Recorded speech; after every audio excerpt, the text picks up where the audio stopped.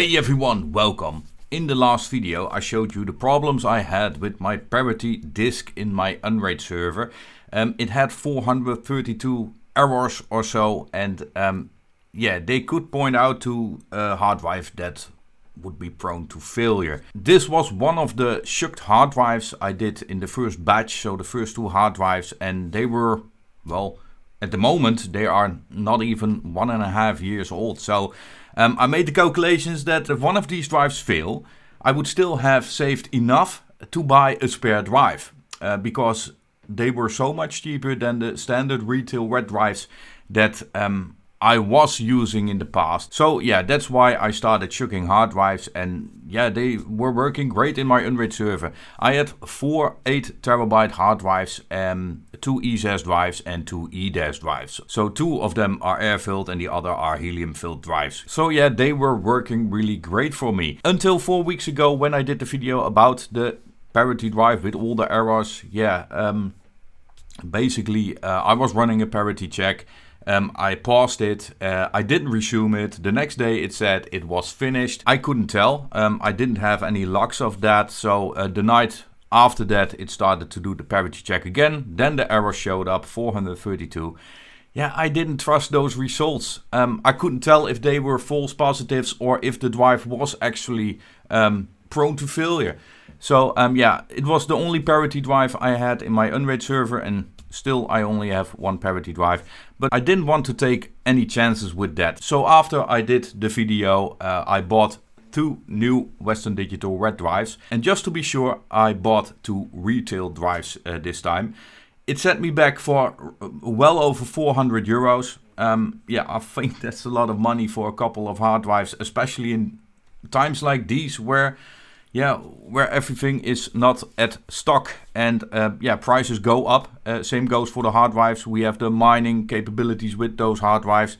So yeah, that was not helping me. It was not the great time to buy new drives, but I installed them in my server, and the next day in my lunch break at work I logged into my server, and yeah, it said the page couldn't be shown. Well, I didn't think any of it, so later that night when I got home, I logged into my unRIPPER server, and to my surprise the whole GUI wasn't working anymore. So I couldn't check the status of the hard drives. VMs were still running, by the way.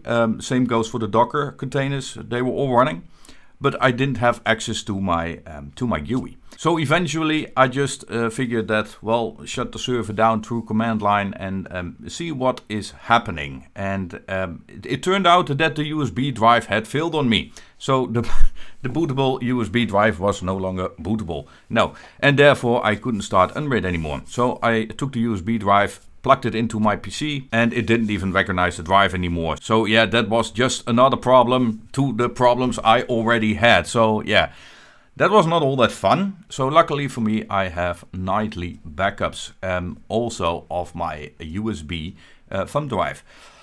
So I went to the backups on my backup server and copied the latest backup I had from the night before to my PC, extracted it to a new USB drive, made it bootable with the bootable command you have in the root of your USB stick, and after that I was able to boot unRIPPER again. I removed the key. I was just running a trial, and you can see in the right top corner that the trial has expired at the moment.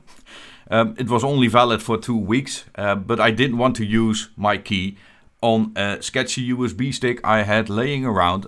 I didn't trust that USB stick, to be honest. And as far as I know, you can only redeem a key once a year without having to pay the full amount of the unRIPPER, in my case, Pro package. So yeah, therefore I used an old USB key, installed the trial version on that, and I was good to go again. So because the pre-clear process actually hadn't finished on my new Western Digital drives, I decided to just run it again. After that, the drives were good. I assigned one of those drives as a data member drive. Then I started the array. When that was good, I stopped the array, added the second new hard drive as a parity drive, did of course the parity check on the new hard drive. Yeah, basically I was at the point where I was from the beginning, except I had already added 8 TB to my array.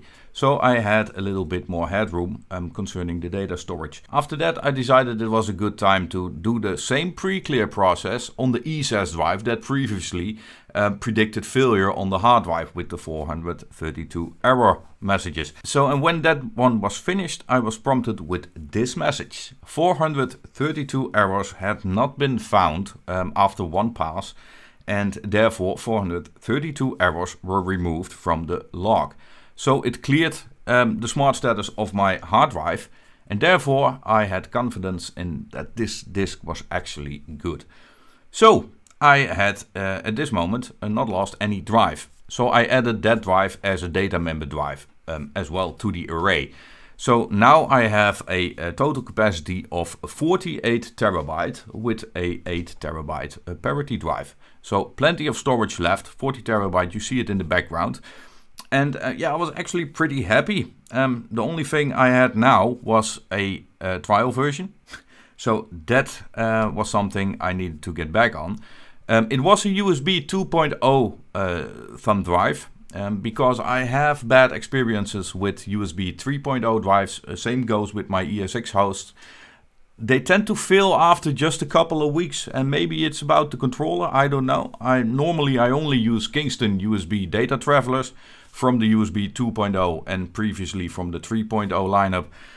The 2.0 seems to do okay, but the 3.0, no, after a couple of weeks they just die.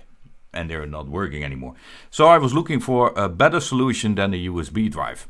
Because if the USB drive fails, the same is to be said for the unique identifier, which unRIPPER identifies as a valid device, and that's where you bind the serial number to. So I did some research on their website, and apparently this one, the Kingston Mobile Lite G2, is actually supported with a unique identifier, and this is basically just a USB 2.0 card reader from back in the day. I believe this one came out in 2013 or so. So yeah, a really old device. I paid probably too much for this, 13 or 15 euros or so. Yeah, but this one can house a micro SD card or a standard SD card. Has a USB 2.0 A connection on the other side, and it came with a small extension cable, so it will not budge on your USB ports. Well, at the moment, as you can see, I haven't put this to any use because I didn't have the time for it. Busy at work, all that kind of stuff, the standard story. So I'm planning to install this later this week and see if that will work. It's pretty easy actually. I could just power the server down, copy all the contents of the USB drive. Ha, device is hot.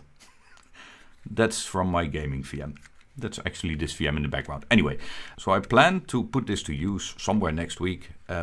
Very simple actually. Just power the unRIPPER server down, take the USB drive, make a copy of the USB drive to SD card that can fit in to this one, make it bootable, start unRIPPER, and after that, it's a bit of a surprise for me because I didn't have to use my registration key on a new USB device till now. So I actually don't know at this point if I am able to use the license key I already have or if I need to request a new one. So if the second option applies here, I could just, well, first activate a trial license on this, and probably I will get a new key in the next couple of weeks. But we'll have to see, but it's actually pretty basic. Yeah, straightforward, to be honest. And then I did another upgrade to my unRIPPER server. I was talking about, in the previous video, about hardware transcoding with Plex. And yeah, I had bid on a NVIDIA Quadro M2000 card with 4 gigabytes of VRAM, if I'm not mistaken. That GPU would be suitable for me for transcoding video streams and take some stress off the CPU for that. So what I actually did, if we go to the settings and we go to the NVIDIA driver, you can see this is the first GPU I have. Actually, I don't really need it, but I have a screen connected to this GPU that if something fails with my unRIPPER server and the other GPUs are on pass-through, I will still have an image on a physical screen. So that's why I have installed this GPU.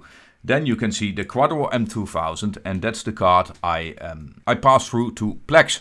So that one is actually handling transcodes, and it does a pretty good job. You can see in the background 2 streams. I had one on a MacBook with Microsoft Edge. It was hardware transcoding, and also another stream remote that was also transcoding. And the CPU was happy not having to handle that. It was actually handled by the Quadro M2000, and it still had plenty of headroom left. So yeah, I'm pretty happy with that. Please let me know if you would be interested in seeing a video about how to configure a NVIDIA graphics card for transcoding with Plex or other stuff. Let me know in the comment section. Other than that, I also have a GTX 970 in this PC. It's not showing right here. Okay, but that one is actually passed through to this VM. And that is this one, the GTX 970. This is the VM I'm recording this video on, is also the VM I use for remote gaming, all that other stuff. Yeah, pretty nice. It's working really great. So yeah, that's basically what I wanted to talk about in this video. Of course, it's a short video, but yeah, I promised to do a follow-up on the problems in the last video, therefore this video. If you have any comment suggestions, maybe some advice, please leave them down in the comment section. Of course, if you want a video on the transcoding part for Plex, for example, or other stuff from pass-through related, let me know in the comment section as well, and we can see what we can do about that.